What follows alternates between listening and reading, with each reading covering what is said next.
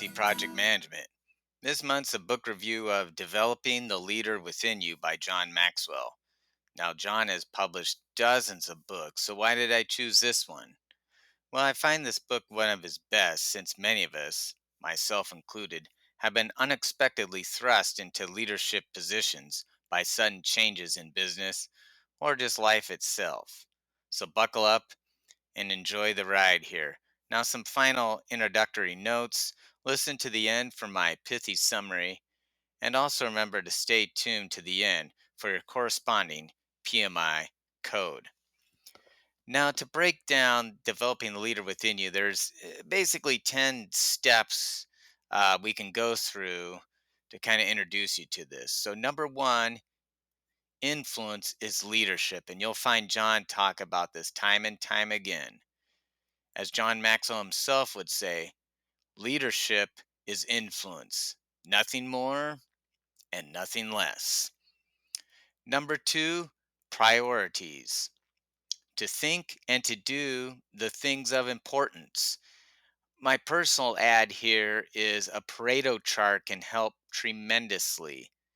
So you find that 20% of stuff that's going to give you the 80% return.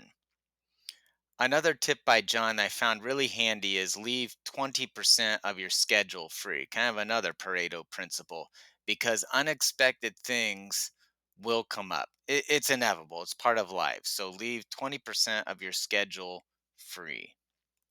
Number three, trust is key.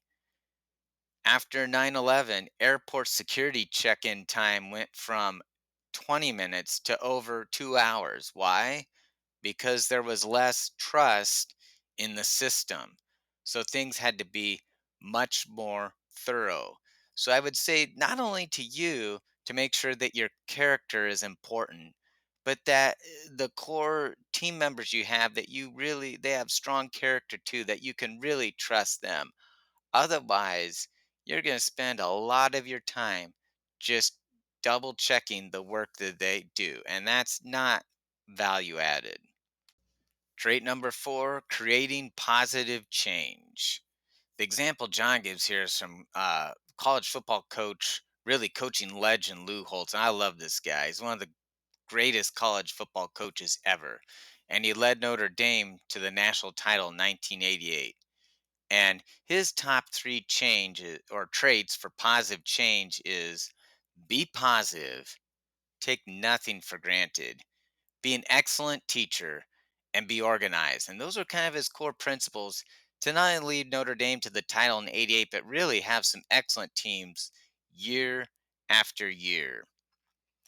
Another thing John puts ahead here is to plan ahead. He's got kind of a little cute 9 step acronym here to kind of spell it out. So we'll quickly go over these 9 steps here of quote planning ahead. Number one, predetermine the change. Know what you're going to do beforehand. Number two, lay out your steps. Three, adjust your priorities. Four, notify key people.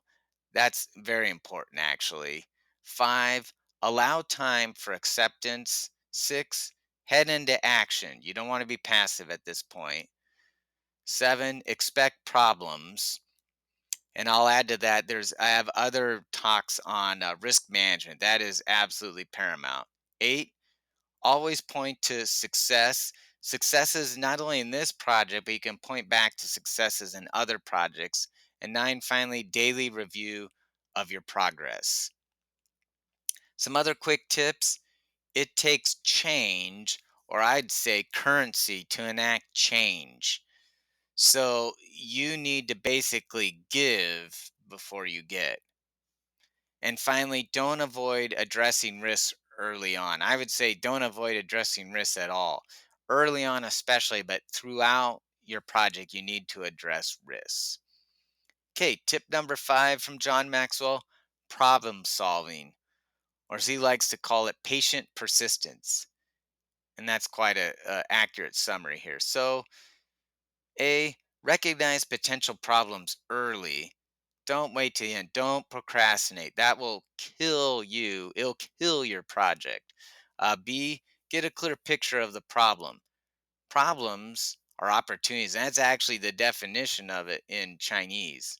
So as you see problems, they can be actually opportunities. So you need to train your staff, or you need to dump some of your staff if they tend to perpetuate them. Train them up, and if that doesn't work, you need to get rid of them, or at least some of them. C, ask questions to help solve it. Listen to impacted stakeholders. I can't tell you how many times I've solved problems by just simply sitting down with the impacted stakeholders and just asking them a series of questions. Uh, Usually they come up with the answer, and sometimes I come up with the answer, but either way, it's a great problem solving technique. And finally, D, come up with more than one solution, because oftentimes that's what you need. Think big picture. How will this solution affect other projects too? That's key. Number six, attitude. You need a positive attitude of whatever it takes mindset, because there will be setbacks in a project. Even teeny tiny projects have setbacks. Number seven, serving people. Ask questions, set expectations.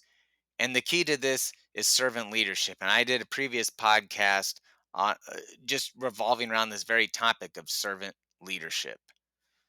Number eight, vision. Spend time with quality people, ask questions. I'd say more than that, you need to present a vision, what the big picture is, why you're doing this project. Number nine, self discipline. Everything worthwhile takes work. Another tip from John, avoid temptation. How do you do this? Good daily habits. Don't procrastinate. Have good daily habits. And finally, number 10, personal growth. Okay. It's not just all about the team or all about the project. Set time aside so you can sharpen the axe. Set goals and learn the steps to get there. Oftentimes, you can use bits within the project to create personal growth. So don't be afraid to do that. Alrighty then. It's past my bedtime, so let's wrap up this little burrito. So here's our pithy little project management lesson. I've condensed it down to 5 short bullet points. I also had some of my own personal experience and input regarding these top traits as I whittle it down from 10 to 5. Why? Well, 10 things is just too much to remember. Well, unless it's the 10 commandments. So number 1, prioritize. Effective leaders must be able to prioritize or Pareto their top tasks. Just because a task seems urgent, that doesn't mean you need to work on it right now. For more on this, check out my podcast on the Eisenhower matrix. Number 2, character. Well, how important is character? Well, it's everything. Without it, you have no real credibility, even if you have major skills. Just think about Harvey Weinstein or Jeffrey Epstein. Actually had some quite a bit of skills, but terrible character. Number 3, problem solver. If you're a leader, you must solve problems. But as a very wise engineer told me early on in my career, Ben, you don't need to know all the answers. You just need to know where to find all the answers. So thank you, Vic. Number 4, servant leader. True leaders are servants. If you're not serving your people, helping them raise their game, all with a good attitude, then you're wasting everyone's time. I don't know if I go as far as what John says there, but I would definitely say you're not maximizing your people's time. You're not fully invested in them. And then finally, number 5, continual growth. Never stop growing. Never stop learning. Until you're 6 feet under, never stop growing. All right, folks, that's a wrap. And remember, today's episode counts towards 0.25 hours of power skills if you're looking for those continuing ed hours to maintain your PMP certification. Finally, big thanks to all your listeners out there. Once again, thank you for listening to Pithy Project Management, for spending a short time out of your day to sharpen the saw. You won't regret investing in yourself. This podcast was written and produced by Ben Walker. You can contact us via the podcast notes or look up Pithy Project Management on Facebook. Feel free to send in any questions, comments, suggestions, but save your complaints for your dog. Thank you. God bless and good night.